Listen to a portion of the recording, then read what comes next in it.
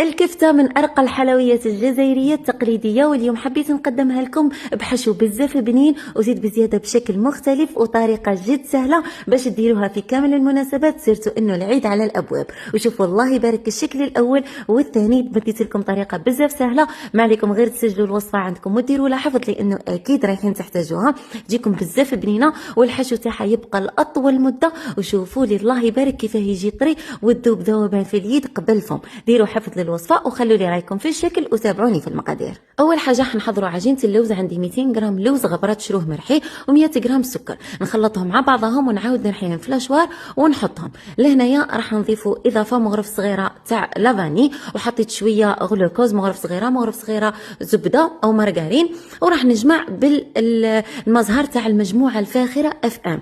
هذا البنه والريحه وزيد بزياده القوام. شوفوا تحسبوا مقطر الله يبارك، تلمو ريحته قويه ويمد بنه بزاف هايله في الحلويات التقليديه. وما تنساوش لهنايا 4 مغرف صغيره تاع ملون ابيض.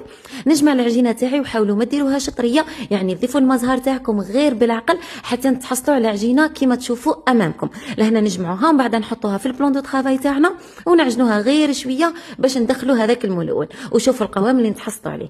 هنايا الحشو حطيت شويه جنواز، ضفت لها شويه مكسرات، وراح نجمع بكريمه الزبده اللي كنت درت 50 غرام زبده مع 50 غرام سكر كلاصي وشويه شوكولا تختيني. نجمع الحشو تاعي كما راكم تشوفوا. ولهنايا بالنسبه للميزان على حساب المول اللي خدمت به انايا ديروا 20 غرام تاع حشو، وهنايا درت له شويه نيسلي في الوسط، تشكلوه وتحطوه في المجمد. وبالنسبه للعجينه اللوز توزنوها 30 غرام.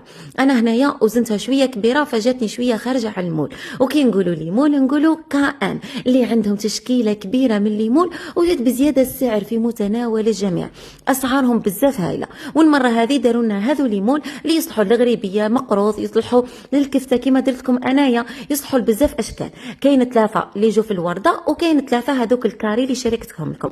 انا قلت لكم درت الحجم شويه كبير فراح نقص فيها. نتوما كي ديروها 50 غرام راهي تجيكم قد بالطريقه هذه. نحط في المول وشوفوا المول كيفاه يخرجها انفينيا وساهل في الخدمه، ما يلصق لكمش حتى طرف، يعني تخرج معكم بسهوله تامه. راح نطاقي لكم لاباج تاع كائن ادخلوا عندهم تشكيله كبيره من الليمون. ونعاود ناكد لكم انه السعر في متناول الجميع، يعني سعر ارض الله يبارك.